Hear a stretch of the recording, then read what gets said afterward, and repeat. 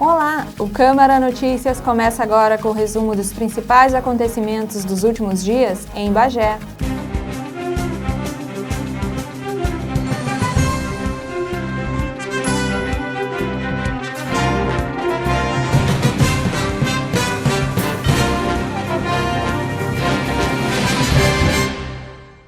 A 11ª edição do Festival de Cinema da Fronteira em Bagé.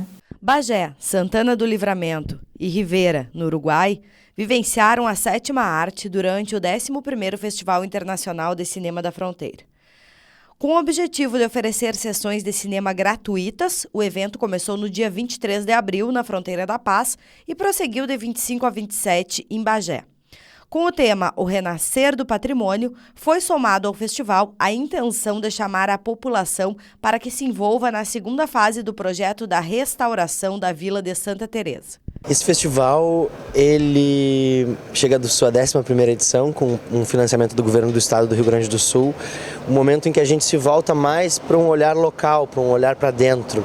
Acho que essa parceria com o Governo do Estado também simboliza isso, assim, se existe uma parceria que ela já é constante com a municipalidade, com as universidades locais, com a Unipampa, com a Urcamp, e a partir do ano passado, desde o ano passado, com a UDELAR, com a Universidade da República Uruguaia. Esse ano nós procuramos o Governo do Estado, um edital estadual, o que nos faz voltar um pouco para a região, olhar com mais atenção a valores que passam por cima da economia, mas que são valores culturais, valores históricos. Uma programação que foi 100% gratuita, né, até sábado. O festival com uma programação, além da programação oficial, com uma programação paralela bastante rica, com atividades já programadas para o segundo semestre. Esse ano nós pensamos num festival que não fosse só o evento em abril, mas que o evento em abril fosse o ponto de partida para um ciclo de reflexão quase que permanente. A gente entende que o Festival da Fronteira ele é a janela final de um processo que tem que se dar o ano todo. E esse ano, com a alegria que a gente teve de estar em Livramento e Rivera, também muito ligado à produção escolar, à produção do ensino médio. Livramento já possui há 5 anos um festival de produção audiovisual oriunda das escolas. E esse ano aconteceu uma aproximação do Festival da Fronteira desses eventos, então trazendo para o corpo de júri da Mostra Internacional os organizadores desses eventos locais em Rivera e Uruguai e Livramento. O que acho que também trouxe uma dimensão real para o festival, assim, de não ficar apenas naquilo que é primeira sessão ou que é uma estreia, mas sim aquilo que faz parte da realidade das pessoas, né? O fazer audiovisual na escola, o fazer audiovisual dentro da universidade. O tema do festival esse ano foi o Renascer do Patrimônio, também tentando olhar para o Centro Histórico de Santa Teresa, que foi o ponto de partida do festival. O festival nasceu 11 anos atrás para humanizar aquele espaço, para propor uma atividade cultural no mês do ano voltada ao cinema. E esse ano o Centro Histórico começa uma nova etapa de campanha de restauração para contemplar um projeto original de paisagismo, a construção de um anfiteatro na rua. Então foi importante a gente trazer para o primeiro semestre essa janela de divulgação do evento para também olhar para Santa Teresa com carinho, despertar esse olhar da comunidade de Bagé, de uma ação que vai depender de uma mobilização o ano todo também, né, de conseguir recursos, de buscar a lei de incentivo à cultura, patrocinadores locais que possam participar dessa segunda etapa de reconstrução do Centro Histórico Vila de Santa Teresa. A jornalista Mônica Canitz foi jurada da Mostra de Longas-Metragens e representante do Instituto Estadual de Cinema, Lecine. Ela falou sobre a reformulação da Secretaria do Estado da Cultura, SEDAC, que após passar anos incorporada ao turismo e ao lazer, obteve sua independência em janeiro de 2019, sendo o órgão responsável por coordenar e executar programas públicos que desenvolvem atividades culturais, como o Festival Internacional de Cinema da Fronteira, financiado pela pasta através do sistema Procultura. Para nós, né, enquanto comunidade cultural de Porto Alegre, do Estado, foi uma satisfação bem grande saber que a Secretaria de Cultura voltou a ser uma Secretaria de Cultura unicamente, né, porque no governo passado ela foi atrelada a esporte, lazer e turismo, né, que foram vários. Ela foi agregada a outras. Então agora esse novo governo voltou a ter só a Secretaria de Cultura efetivamente, o que para a gente é muito importante, porque a Secretaria de Cultura do Estado ela tem muitas instituições, né? Ela tem várias atividades pelo interior do estado, tem muitas instituições em Porto Alegre, por exemplo, o Museu de Arte do Rio Grande do Sul, Casa de Cultura Mário Quintana, Museu Júlio de Castilhos, Memorial do Rio Grande do Sul. São instituições muito importantes que, então, com uma Secretaria de Cultura forte, elas se fortalecem também, né? E mesmo pelo interior do estado, tu tem várias ações que precisam ser, enfim, ter uma atenção maior, né? Ter um olhar voltado para essas comunidades aqui do interior, para os produtores culturais aqui do interior, para os artistas, para saber quais são suas demandas. Então, dentro da Secretaria de Cultura, tu tem os institutos, o Instituto Estadual de Cinema, de Música, de Artes Visuais, que, enfim, tem essa função de olhar para o interior. E eu acho que agora eles vão ser fortalecidos, né? Vão ter um papel maior, pelo menos é isso que a secretária Beatriz Araújo, que agora está à frente da secretaria, ela tem isso como uma bandeira bem importante, né? De fortalecer todos esses mecanismos para fortalecer a cultura do estado como um todo. Eu acho que esse festival aqui do Zeca, do Fred, é um festival bem de guerrilha mesmo, né? De ocupar esse espaço num lugar que ele não é muito tradicional e chegar assim na 11ª edição, nessa conjuntura que a gente está. Nossa, eu acho isso da maior importância, né? Porque tu dá atenção para uma área que é atrelada a um desenvolvimento muito grande, porque fazer cinema, tu gera emprego, né? Tu movimenta toda uma região, tu precisa de ator, de roteiro, de direção, de figurino, de cenário. Então fazer cinema é algo muito importante e aqui perceber que a comunidade se envolve com o cinema, que recebe o festival, porque a gente vê aqui que o festival ele é quase uma parceria entre vários agentes, né? Agentes culturais, agentes econômicos da cidade. Então, nossa, é isso que vale, sabe? Eu acho que nesse momento que a gente não sabe exatamente quais são os rumos da cultura em termos nacionais, eu acho que todo mundo se unir para manter uma iniciativa tão importante como o festival é super válido. Eu acho que tinha que ter festivais assim em todas as regiões do estado, né? A atriz Itala Nandi foi uma das estrelas que esteve presente no festival. A trajetória dela se confunde com a do cinema e do teatro brasileiro. Além de estrelar o filme Domingo, de Felipe Barbosa e Clara Linhart, ela também apresentou e autografou 2 livros de sua autoria. Itala Nandi nasceu em Caxias do Sul e tem seu nome ligado ao teatro há pelo menos 50 anos. É uma das fundadoras do lendário Teatro Oficina em São Paulo, onde estreou em 1962. Fez história na Selva das Cidades, texto de Bertolt Brecht, quando protagonizou o primeiro nu frontal do teatro brasileiro. Sua postura sempre foi associada à transgressão e quebra de parâmetros, e ao lado de Leila Diniz, tornou-se símbolo de liberdade e independência feminina. No cinema, participou de dezenas de filmes e trabalhou com grandes diretores de sua geração como Arnaldo Jabor, Joaquim Pedro e Rui Guerra. Durante a manhã de 26 de abril, ela participou de uma coletiva de imprensa e sessão de autógrafos na Casa de Cultura, onde, entre outros temas, destacou a importância de um festival que chega à 11ª edição. Acho o máximo. Acho demais de bom. Muito importante. Gosto da forma como é feita, em termos assim, de todo mundo estar fazendo de forma conjunta, de forma gratuita, tentando conseguir o apoio da cidade. Eu acho isso o mais respeitável que pode haver. Parabéns a vocês todos que fazem essa história, né? Porque eu criei o Festival de Cinema do Paraná, em Curitiba, quando o governador Requião me convidou para criar uma escola, e eu sei o quanto é difícil, né? É muito complicado. Apesar de ter o apoio do Estado que eu tinha por causa dele, mas eu sei quanto é complicado. Então, isso é muito, muito, muito importante. Muito importante. Parabéns. É uma luta que vocês poderão não ver esse resultado agora, mas ele vai vir, porque eu vejo que tem muitos jovens que estão sendo encaminhados para isso, que estão indo para essa área. Sabe, isso é muito lindo, é muito importante. Gosto demais disso. Nos dias 25 e 26 foi realizada uma oficina com a jornalista Fátima Arley Lunardelli sobre cinema na sala de aula, como usar filmes, no Salão de Atos da Universidade da região da Campanha. Abordar a questão da pedagogia do olhar, de uma crítica das imagens, não é só uma questão ou uma necessidade do cinema na sala de aula. Me parece que é uma necessidade contemporânea de uma atitude crítica em relação às imagens, ao discurso do audiovisual.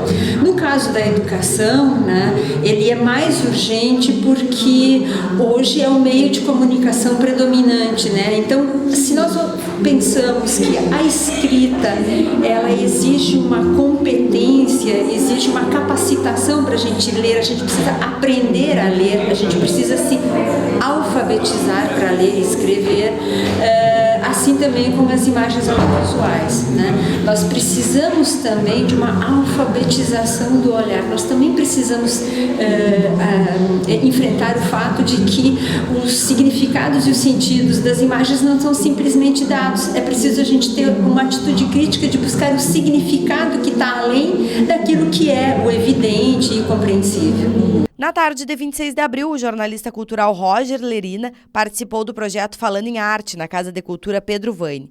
Ele é integrante da Associação Brasileira de Críticos de Cinema, Abracine, e também é o curador do festival. Enquanto isso, em Santa Teresa, acontecia a sessão especial com recursos de acessibilidade do filme gaúcho Bio, de 2017, de Carlos Gerbasi. A noite de 28 de abril foi de premiação da 11ª edição do Festival Internacional da Fronteira e de honrarias.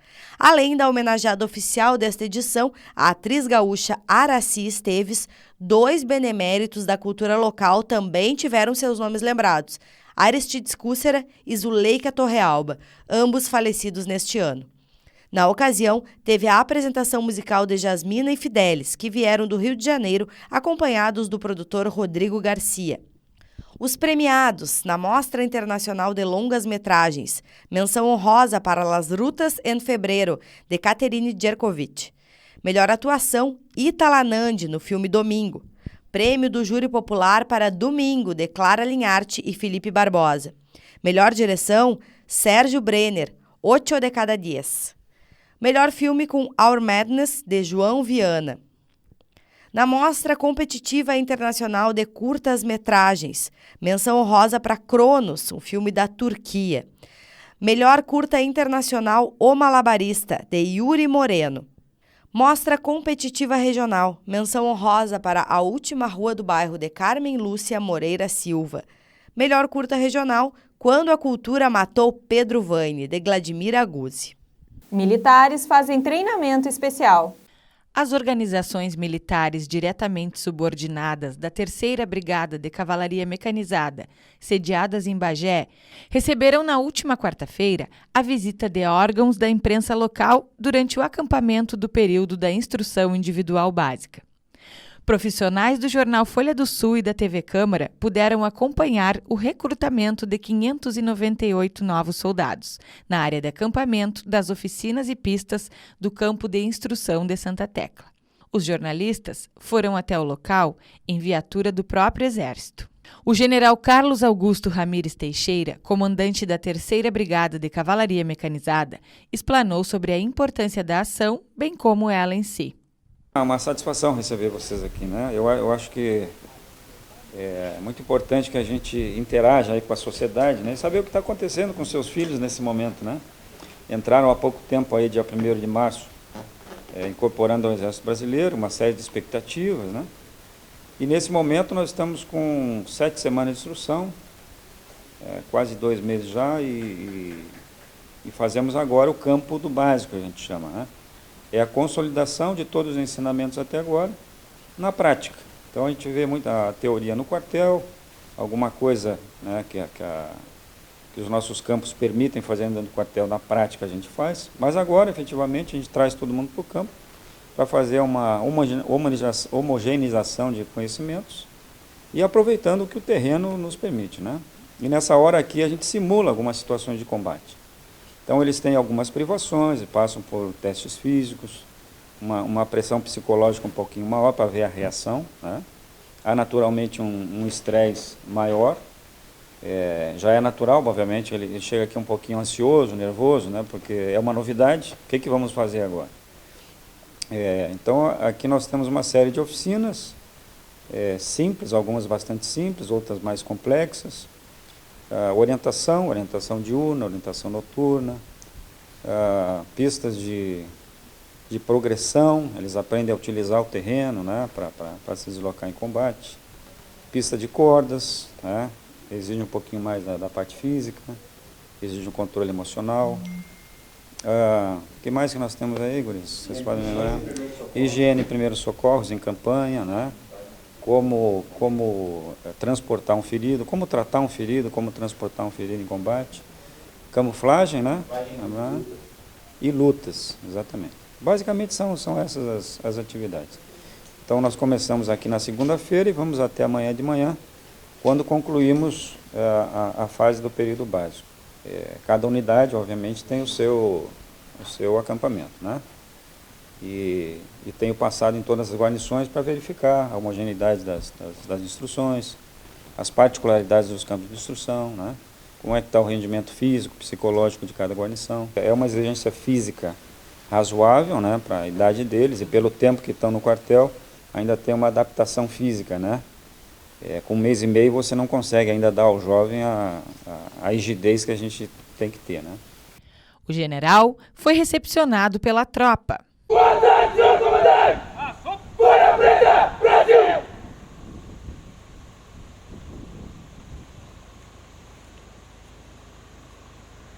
Atenção. Tenente Coronel Badaraco, comandante do 3º Regimento de Cavalaria Mecanizada, Regimento Forte de Santa Tecla. Boa tarde, Badaraco. Obrigado. Obrigado pela guarda. Olhar! Freio! Ombro! Arma! Descansar! Arma!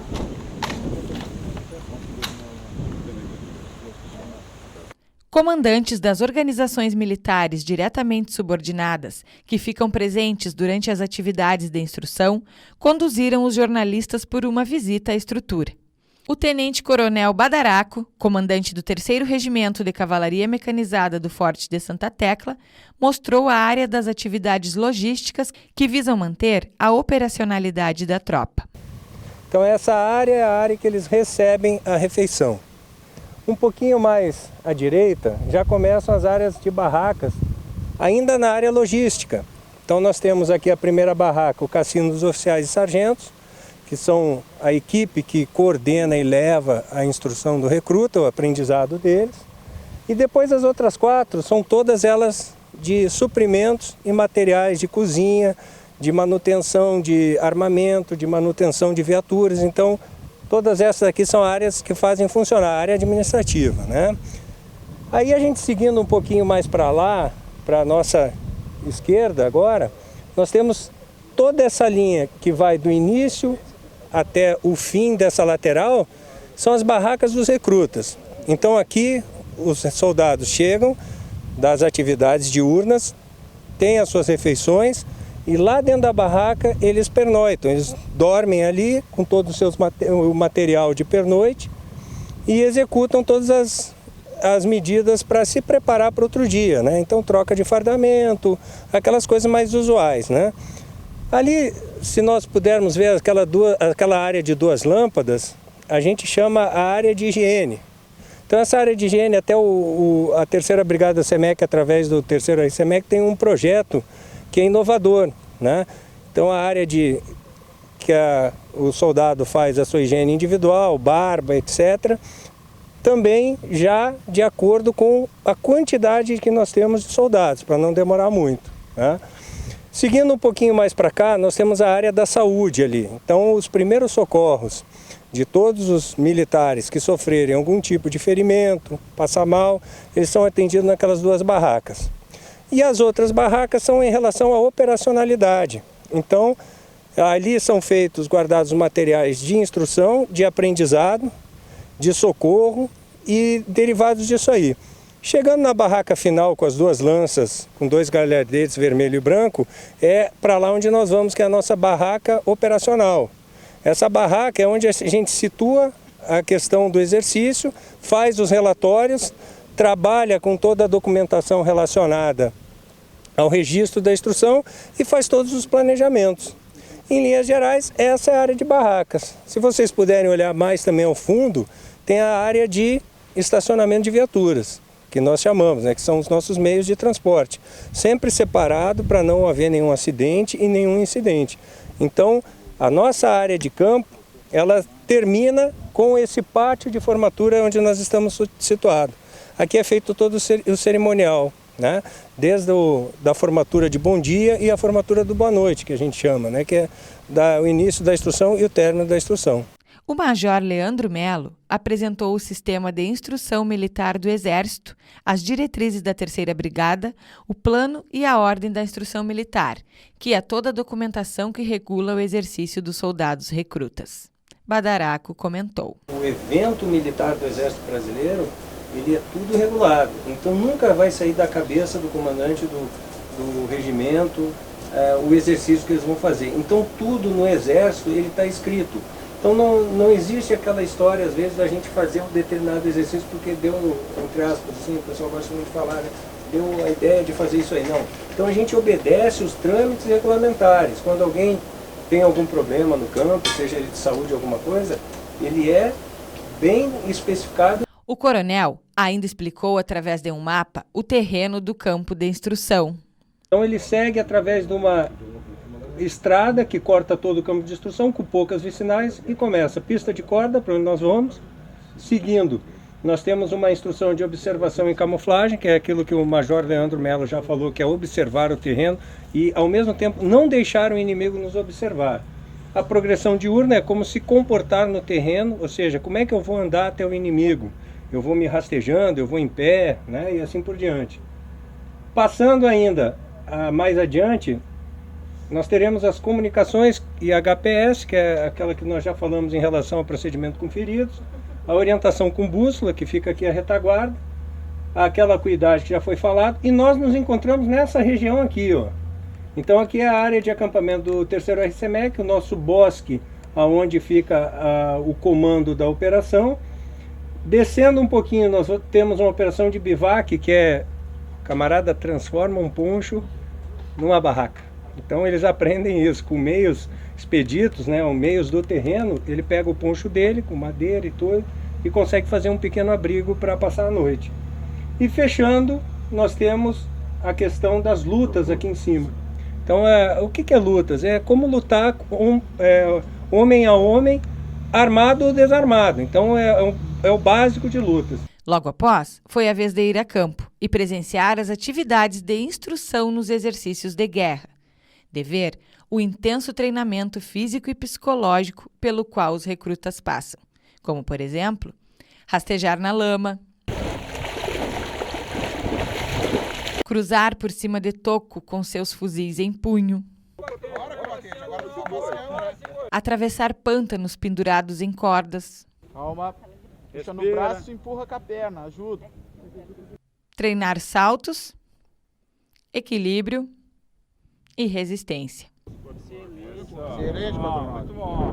O recruta Maurício Munhoz, de 18 anos, comentou a experiência. Muito bom, o aprendizado muito bom, muita coisa nova para mim. Está sendo ótimo para mim, as coisas. E mandou um recado para a sua família. Família, sexta-feira eu estou aí, esperando vocês. Obrigado, beijos. O general Ramires explicou o que acontece ao final do processo da conclusão da primeira fase de instrução básica militar, quando o soldado está finalmente apto para integrar frações de combate, após haver superado árduas semanas de instrução e de exercícios no campo. Nos quartéis eles recebem a boina preta, que é o símbolo, né, de que o soldado passou em excelentes condições nessa fase, né? É um reconhecimento de que aquele recruta passou por todas as tarefas iniciais, né, da sua conscrição e é merecedor de receber a boina preta.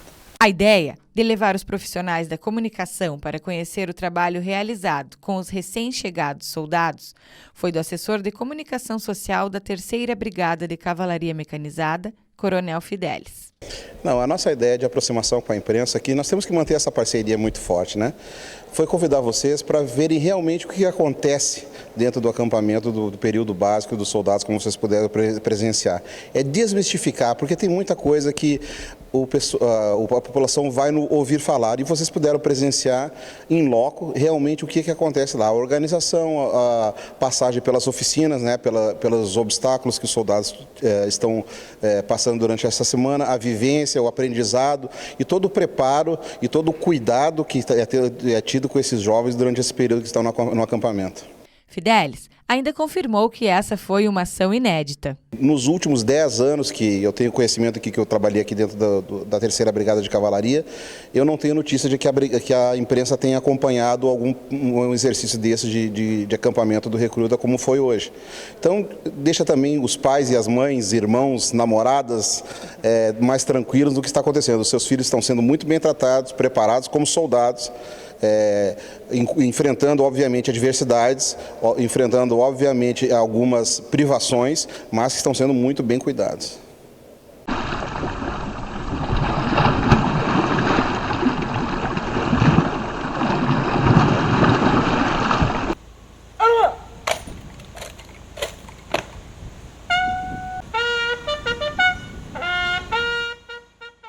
O projeto Construindo um Futuro, que ensina futebol, vôlei e basquete gratuitamente a crianças e jovens, está com inscrições abertas no Ginásio Militão. Os candidatos precisam ter entre 9 e 20 anos. Ônibus Lilás conclui atividades em Bagé. Com o objetivo de intensificar as atividades de enfrentamento à violência contra a mulher, a Secretaria Municipal de Assistência Social, Habitação e Direitos do Idoso, SMASE, através da Coordenadoria da Mulher e Direitos Humanos, disponibilizou durante 16 dias o ônibus Lilás. O veículo adaptado contém gabinetes de atendimento com privacidade e sigilo e percorreu bairros e regiões do município com a agenda que encerrou no dia 1º de maio na comunidade quilombola em Palmas, aonde no dia 7 de abril completou um ano em que houve um feminicídio. Com atendimento gratuito, levando os serviços de informação, orientação ou até mesmo recebendo denúncias nos locais em que esteve instalado o veículo, a equipe da coordenadoria também prestou os serviços habituais que já realiza a mulheres em situação de violência física, psicológica, sexual, patrimonial ou moral.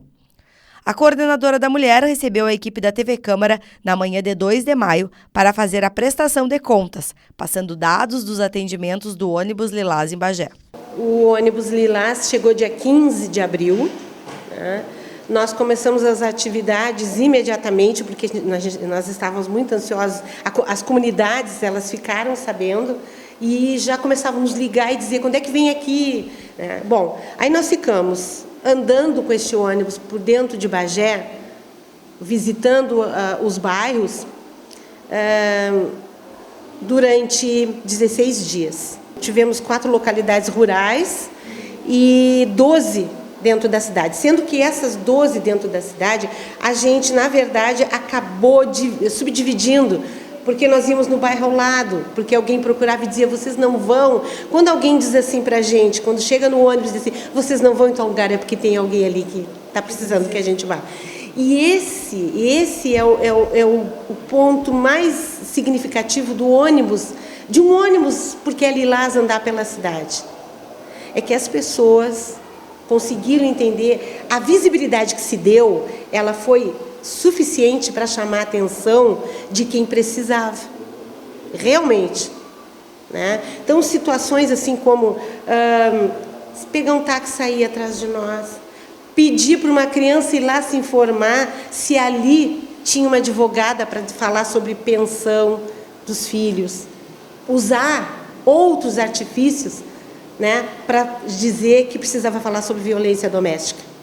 E porque a gente tem consciência que nós não teremos nunca uma fila de mulheres vítimas de violência doméstica no ônibus, sendo moradora daquela comunidade onde o ônibus está.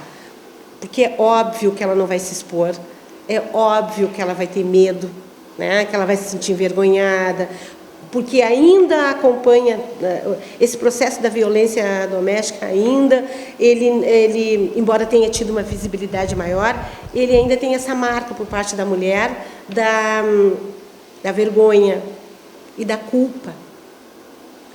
Então, paralelo ao ônibus estar estacionado em determinado local e o atendimento ser feito no ônibus pela advogada, pela assistente social, pelos psicólogos, nós ainda tivemos a possibilidade de fazer palestras, ou numa escola, ou no posto médico, ou no CRAS, ou de conversar naquela quadra, no quarteirão, com as pessoas na rua. A gente colocava as cadeirinhas e ali ficava, né? Nós tivemos o acompanhamento dos parceiros, que foi muito importante. Os parceiros, eles nos ajudam a chamar atenção. Quando eles colocam os serviços deles, eles colocam uma outra bandeira que desvia um pouquinho, mas que atrai as pessoas. E quando elas se aproximam, então a gente pode dar a informação. A gente pode falar do que exatamente, o que exatamente a gente está fazendo ali. O ano passado, nós tivemos um 37%, na maioria das comunidades, uma média de 37%, porque teve local, foi 45%, 43%, de que as pessoas vieram aqui depois do ônibus Lilás. Dessa vez, a gente conseguiu ter dentro do próprio dia, dentro da própria semana, a procura espontânea, né? De telefonemas, vinda até aqui, de procurar em outros órgãos onde é que é a coordenadoria, né? De tentar se localizar. E é isso que essa é a proposta do trabalho. É informar as pessoas, é falar sobre os seus direitos, é falar, principalmente para as mulheres, não estão sozinhas, não estão, é difícil, é complicado, é dolorido, é sofrido, mas a gente pode ajudar, e a gente pode mesmo. A gente tem a qualificação profissional, a escuta profissional, né, de quem sabe lidar com o serviço, de quem sabe lidar com essa dor, de quem sabe fazer o encaminhamento. E esses últimos 16 dias houve um crescimento humano muito grande nessa equipe. Como a gente tem um cadastro de mulheres que são atendidas, a gente vai nas localidades onde a maioria está, né? Algumas, assim, algumas comunidades, por exemplo, se a gente vai no Morgado Rosa, tem Prado Velho do lado, tem Habitar, né? O que a gente fez? O ônibus ficou no Prado Velho a maior parte do tempo, mas a gente fez um tour nos outros locais, né? Na verdade, nós conseguimos atingir quase todos. Nós atingimos 80% dos bairros. Por que a gente atingiu? Porque nós já tínhamos ido o ano passado. Então, naqueles que a gente foi o ano passado, a gente só voltou em 2, na verdade 3. Né? A gente voltou em 3 porque tinha nos 3 CRAS. Porque o CRAS tem uma atuação muito importante e bastante significativa, né, com essa política assim, de enfrentamento à violência. E aqui uma coisa que a SMASE, que nós, a coordenadoria, que foi uma coisa muito importante, foi a criação do Tecendo Redes. O Tecendo Redes abriu o leque para todos os profissionais que estão em todas as comunidades, para as lideranças comunitárias, para o Clube de Mães, Associação de Moradores. Eles vêm para o Tecendo Redes. Como eles vêm no Tecendo Redes, eles conseguem alimentar a sua entidade e alimentar-se com as informações e levar lá para os bairros. Então, a gente sabe de casos que foi o Clube de Mães que informou, que foi o posto médico, que foi o CRAS, que foi a Associação de Moradores. Os clubes de serviços, quando fazem serviços nas localidades. Contatos para denúncias de casos de violência contra a mulher na Central de Atendimento à Mulher, 180, Brigada Militar, 190, Rede Lilás, através do 0800 541 0803, Delegacia Especializada no Atendimento à Mulher, pelo 53-3241-3709 e Coordenadoria da Mulher, pelo 53-3242-6551. Casas geriátricas recebem doações de fraldas. Nas ações realizadas no Centro do Idoso, em especial os bailes mensais, são solicitados itens de higiene, alimentos e fraldas para serem doados aos asilos da cidade. No dia 2 de maio, a coordenadora do Centro do Idoso, Ângela Gervásio, foi até a Vila Vicentina, Casa Dia Vicente de Paulo e Fundação José Alta Gomes para fazer a entrega das doações arrecadadas no mês de abril. Na ocasião, Os responsáveis pelas instituições ressaltaram a importância da colaboração da comunidade para o funcionamento das casas geriátricas. E este é o convite que eu faço à sociedade. Venham, não avisem, cheguem, que aí vocês verão realmente. É um trabalho mil. Se fosse pago, eu não sei que valor seria, 5, 6, 7 mil por mês. E as nossas idosas estão aí. Então eu louvo a Deus e peço que Deus estenda sua mão sobre essa instituição e que a cada momento tenha mais alguém chegando e estendendo a mão, seja com o que for. É pouquinho, mas desse pouquinho chega a ser muito. É um trabalho que vale a pena. Venham conhecer, porque é muito pouco que estamos fazendo. Que as doações são fundamentais, porque as doações elas complementam a nossa necessidade financeira que a instituição tem hoje em dia. Posso te passar assim que a nossa instituição, ela vive através dos valores que os idosos pagam para a instituição e as doações da comunidade. Nós temos a Ângela do Centro do Idoso, sempre que ela consegue juntar alguma coisinha, ela nos traz. Hoje nós estamos com 50 idosas, tá? Em torno de umas 12 acamadas, 99% delas utilizam fraldas, que hoje em dia passam por dificuldade também. Aqui, se a comunidade não colaborar, se as pessoas de bem não nos ajudar, a fundação já teria fechado, né? E nós, então, sempre, todos os meses, recebemos lá do Centro do Idoso alimentação, que vocês estão vendo, e fralda. No momento, nós estamos precisando de fralda. Por quê? Não tem vindo fralda do Estado e o município, então, não tem como nos repassar, né? Então, nós estamos nessa campanha de fralda, material de higiene para ele e também material de limpeza, porque aqui a gente tem que limpar quantas vezes no dia, né? Tudo isso, então, a gente pede para as pessoas de bem que colaborem e que venham conhecer a fundação, né?